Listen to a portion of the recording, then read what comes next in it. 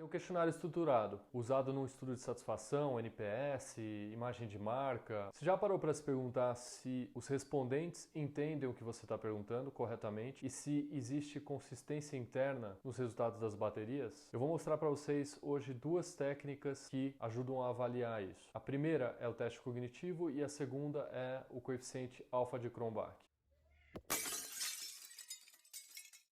Go! Vamos começar com o teste cognitivo.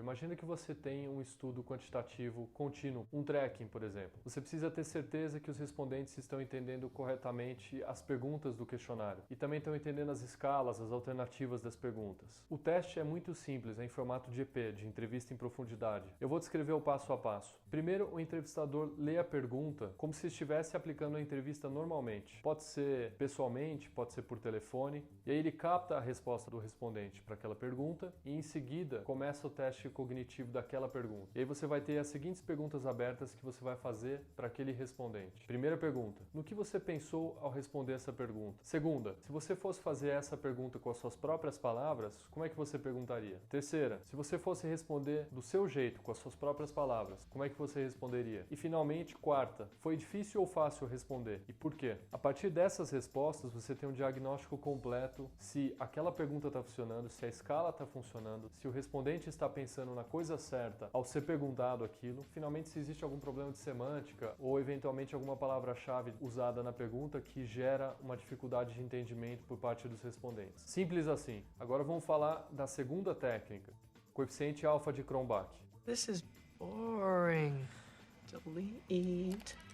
Calma, o nome assusta, mas é bem legal. Em que ponto que a gente está do processo para fazer uma análise com o alfa de Cronbach? Você já colheu a amostra e agora você quer entender se as baterias de avaliação, seja satisfação, NPS, imagem, se elas estão funcionando. Mas como assim funcionando? O alfa de Cronbach vai te ajudar a entender se existe consistência interna naquela bateria. Isto é, se ela está medindo adequadamente o que você quer que ela meça.